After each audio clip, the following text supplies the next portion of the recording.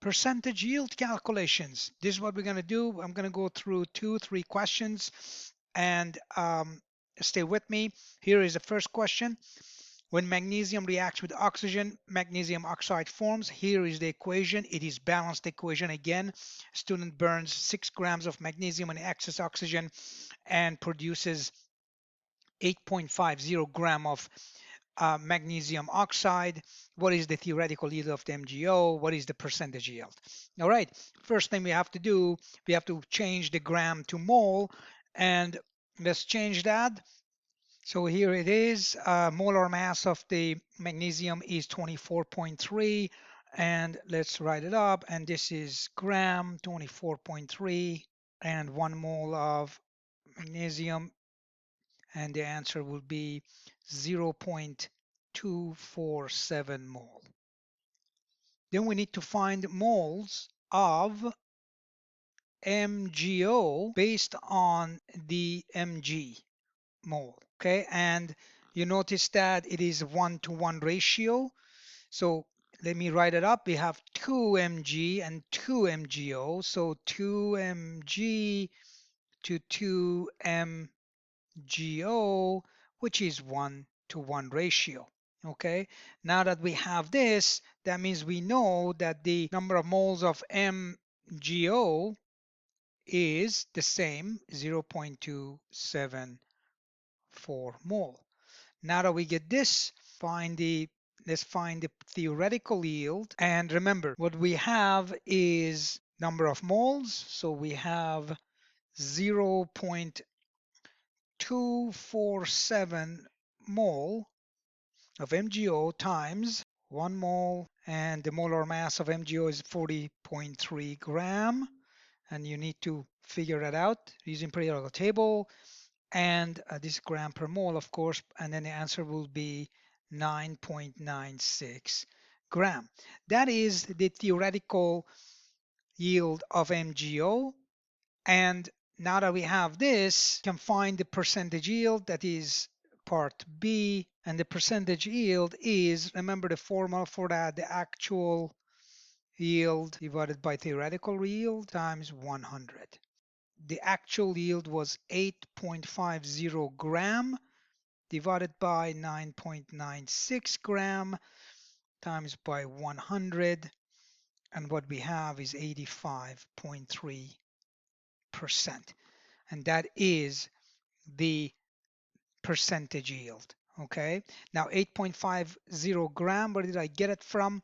Well, the question says it produces 8.50 gram of MgO. That's actually your actual yield.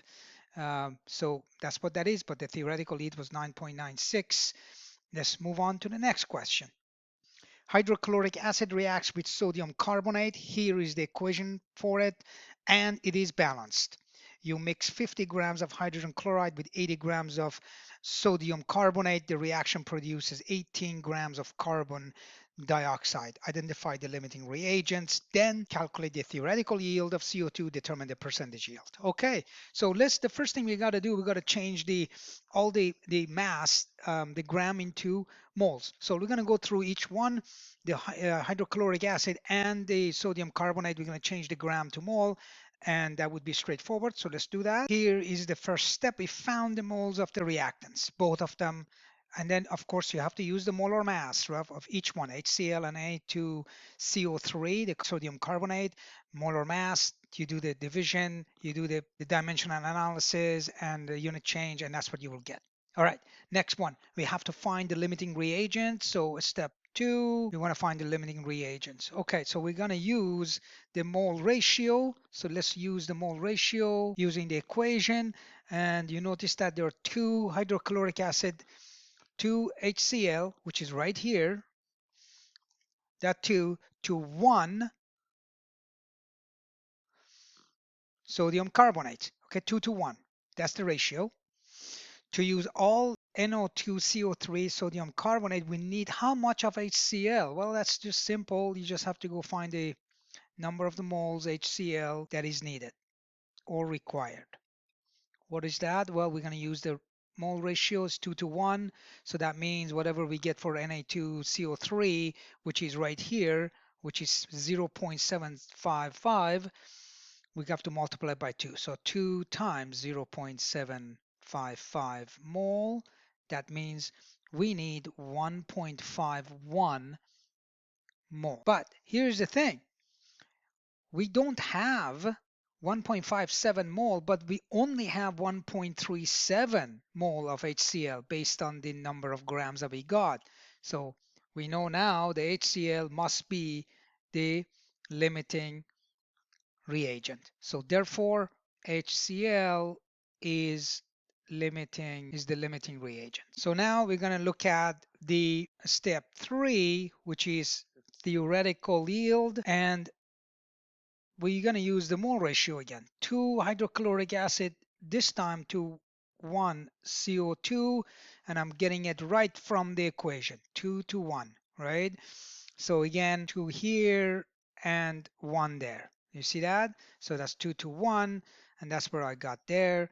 And now that we have that, we're going to change that and find the number of moles for CO2. And we're going to use the 1.37 mole of hydrochloric acid, but it's 1 to 2, so that means we have to divide that by 2, right? The CO2 has got half of the mole of the HCl, so the answer will be 0.685 mole, okay?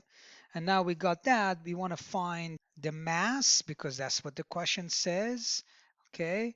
So we want to find the theoretical yield, but to do that, we need to find the theoretical mass that we get based on that number of moles. So let's go change the mole to mass, moles to mass. And what we have is 0.685 mole of CO2 times, and then we have mole in the denominator, gram on top, 1 mole. The molar mass of the CO2 is 44.0 gram, and the answer will get 30.1 gram, and that is CO2. Okay, and now that we have this, which is the theoretical, this is your theoretical. So theoretical is 30.10 gram of CO2. Okay, so now that we have this, we're going to find the percentage yield. Here is a formula for percentage yield calculation, and we know that the actual value was 18 gram because that was how much it was given to us, but the theoretical is 30.1 gram and multiplied by 100, and your answer will be 59.8%, and that is the percentage yield of 18 grams of CO2.